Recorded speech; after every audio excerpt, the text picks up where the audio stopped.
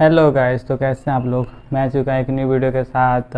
इस वीडियो में बात करेंगे कि कोई भी पेरेंट्स है या कोई छोटे 8 या 10 क्लास में पढ़ता है और चाहता है घर पर ही कोचिंग पढ़ाना, या कोई पेरेंट्स है अपने बच्चों को घर पर ही पढ़ाना चाहते हैं और मैथ में तेज़ करना चाहते हैं, तो ये वीडियो उनके लिए।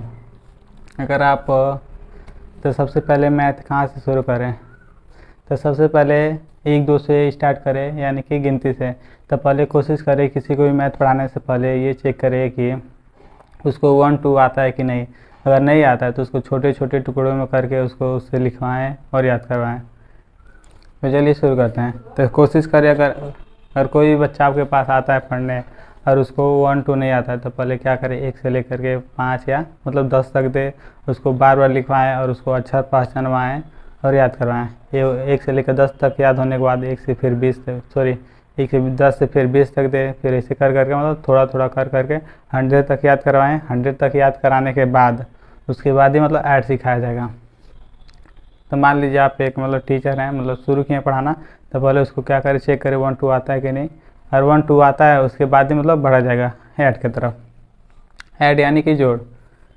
तो चलिए शुरू करते हैं। अगर कब घर पे कोचिंग पढ़ाना चाहते हैं और कोई बच्चा है आपके पास, अगर उसको 1 2 आता है, तब उसको उसका अगला स्टेप सिखाएं, ऐड। तो ऐड कैसे सिखाएंगे, चलिए इस पर बात करते हैं। तो पहले कोशिश करें कि उसको छोटा छोटा ऐड दे, पहले 1 1 अंक का, जो 10 से कम हो, तो या कोई भी 10 से कम हो या कोई भी ज़्यादा। इसमें कोई भी रैंडम नंबर लिख करके उसको बिना हासिल वाला 1 1 अंक का सिखाया जाए। तो 1 अंक का सीखने के बाद उसका 2 अंक का करे, वो भी बिना हासिल वाला, फिर 3 अंक का करते बिना हासिल वाला। जैसे 3 अंक का हो जाएगा फिर उसको ऐसे आगे बढ़ जाएगा। तो पहले 1 1 अंक का बात करते हैं। तो यहाँ पर कोई भी नंबर लिख ले जाए। 1 2 यानी कि याद होने के बाद ही ऐड पे चले। अगर 1 2 जब तक नहीं याद हो तब तक पहले 1 2 याद करवाएं, उसके बाद ही ऐड पर आएँ। तो जिस तरह मैं समझा रहा हूँ उसी तरह सेम समझाएंगे, उसको अच्छे तरह समझाएंगे। नहीं तो आपका कोई तरीका है तो उससे भी समझा सकते हैं। तो यहाँ कितना लिखा है 3, तो पहले कितना खींचेंगे 1 2 3। जैसे ऊपर 3 लिखा है तो ऊपर ही 3 का, फिर उसके नीचे 4 लिखा है तो उसके नीचे 4 लाइन खींचा जाएगा।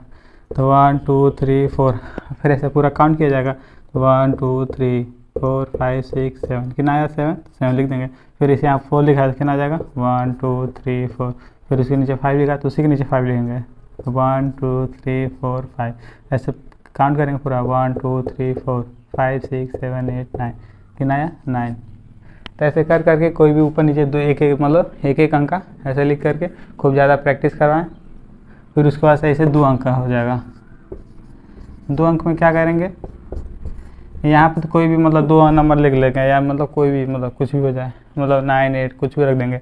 लेकिन यहाँ पे क्या होगा, अभी बिना हम लोग हासिल वाला पढ़ रहे हैं, तो यहाँ पे जोड़ने पे बस 10 से कम आने चाहिए। 9 8 7 6 5 4, ऐसे यहाँ पे जोड़ने पाना चाहिए। यहाँ पे कुछ भी नंबर रख सकते हैं। तो ऐसे कर करके 1 अंक का सिखाएं, फिर 2 अंक का, फिर वैसे सेम टू सेम हो जाएगा 3 अंक का। जैसे 3 अंक का क्या कर देंगे, यहाँ पे लिख देंगे 2 जगह पे जोड़ने यहाँ पे जोड़ने पे यहाँ पर और यहाँ पे जोड़ने पे कम 9 से 10 से कम आना चाहिए। 9 आ जाए, 8 आ जाए, 7 आ जाए, 6 आ जाए। यहाँ पे कोई भी नंबर लिख सकते हैं इन दोनों की जगह पर। इन दोनों की जगह पर कोई भी नंबर रख सकते हैं। इन दोनों की जगह पर दोनों को जोड़ने पे 9 आना चाहिए, या 8 7 6 ये सब आना चाहिए। तो उम्मीद करता है 1 अंक का कैसे देना ये समझ आया होगा। फिर 2 अंक का कैसे देना, फिर 3 अंक का देना है। इतना अगर उसको आ गया फिर उसके आगे बढ़ा जाएगा हासिल वाले ऐड पर।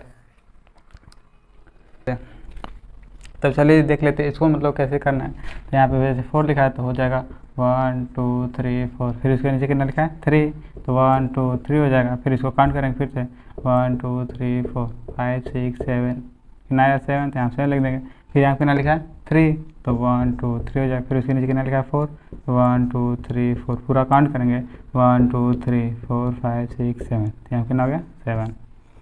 उम्मीद करता हूँ समझ आया होगा। फिर आगे देखते हैं। यहाँ कितना लिखा है 3, 1 2 3, फिर इसके नीचे 2 लिखा है तो 1 2, पूरा काउंट करेंगे 1 2 3 4 5, तो यहाँ कितना आ जाएगा 5।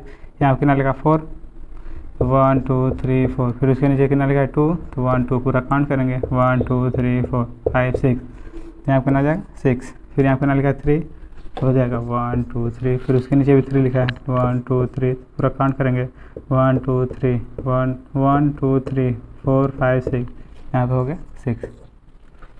उम्मीद करता हूँ समझ आएगा। ये बिना जो भी जोड़े यहाँ बताए हो बिना हासिल वाला है। 1 अंक का तो कोई भी नंबर मतलब लिख सकते हैं।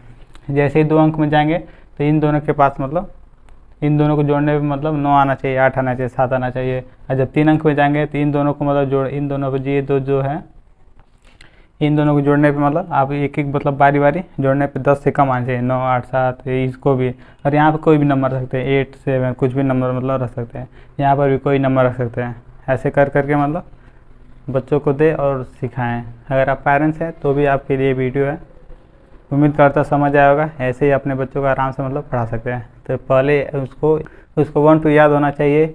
1 2 भी याद होगा तो भी चलेगा, और 1 2 भी याद होगा तो भी चलेगा। मतलब कैसे भी, हिंदी में याद हो या इंग्लिश में, दोनों में मतलब किसी तरह से एक मतलब याद होना चाहिए।